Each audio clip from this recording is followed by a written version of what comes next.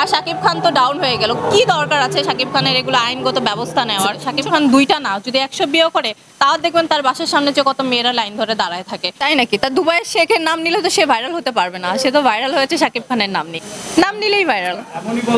বা উনি যে মিষ্টি জান্নাত, এটা এই নামের কোনো অভিনেত্রী আছে এটা কি আপনারা কেউ জানতেন? তাহলে তার মধ্যে একজন সুপারস্টার যে বিজনেস সামলায়, ঘর সামলায়, তার মধ্যে আবার অ্যাক্টিংও করে। শাকিব খান একজন বড় সুপারস্টার, কোথায় শাকিব খান আর কোথায় মিষ্টি জান্নাত?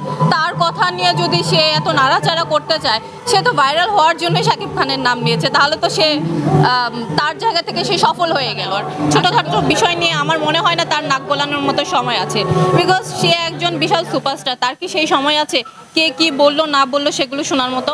আমার তো মনে হয় উনি অলওয়েজ শুটিংয়েই থাকে। আমরা সাধারণ একজন অভিনেত্রী, আমরা যখন শুটিংয়ে থাকি আমরা তো ফোন ইউজ করারও টাইম পাই না। তাহলে তার মধ্যে একজন সুপারস্টার যে বিজনেস সামলায়, ঘর সামলায়, তার মধ্যে আবার অ্যাক্টিংও করে, তার প্রফেশনটা এরকম, সে যে আমাদের বাংলাদেশের সুপারস্টার, তার কি ওই সময় আছে তাকে নিয়ে কে কি বললো না বললো ওগুলো নিয়ে মাথা ঘামানো, তাই নাকি? তা দুবাইয়ের শেখের নাম নিলে তো সে ভাইরাল হতে পারবে না, সে তো ভাইরাল হয়েছে শাকিব খানের নাম নিয়ে।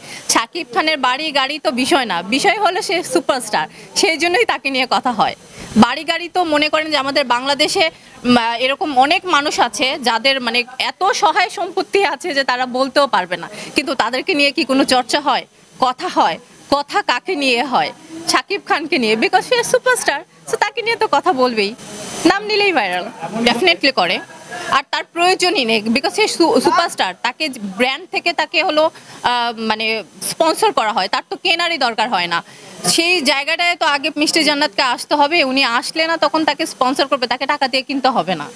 আর বিষয়টা হলো কি, মানে একজন সুপারস্টারের কাছে কিন্তু সেই এবিলিটি আছে এই ঘড়িটা কেনার।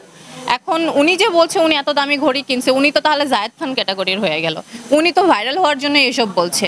উনার যে এত দামি ঘড়ি আছে বা উনি যে মিষ্টি জান্নাত, এটা এই নামের কোনো অভিনেত্রী আছে এটা কি আপনারা কেউ জানতেন?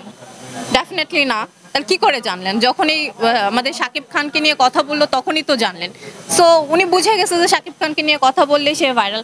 না হলে শাকিব খান তো বলে নাই যে আমি মিষ্টি জান্নাতকে বিয়ে করব। তাহলে উনি কেন নিজের নাম নিয়ে বলছে যে লাইক শাকিব খানের সঙ্গে আমার ক্লোজ সম্পর্ক, ভালো সম্পর্ক, বিয়ের বিষয়গুলো তো সেই পাবলিকলি এভাবে বলেছে, তাই না? তাহলে দোষটা তো এখানে তার, এখানে তো শাকিব খানের না। শাকিব খানেরকে বিয়ে করার জন্য বহুত মেয়ে রাজি আছে। শাকিব খান দুইটা না, যদি 100 বিয়েও করে তাও দেখবেন তার বাসার সামনে যে কত মেয়েরা লাইন ধরে দাঁড়ায় থাকে।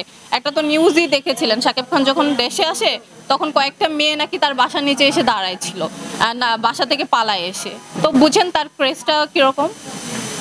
এই যে সুপারস্টারের ইমেজ কি ডাউন হয় কিনা এই সমস্ত কারণে আপনার? এটা আমার মনে হয় যে ওনার এফেক্ট পড়ে না, বিকজ তার যে দুই বউ যে কারাকারি শুরু করছে, এতেই যদি তার মানে এরপরেও যদি সে সুপারস্টারই থাকে এবং ভালো ভালো কাজ আমাদেরকে উপহার দিতে থাকে, তাহলে আমার মনে হয় না এইসব ছোটোখাটো বিষয়ে তার উপর কোনো এফেক্ট পড়বে।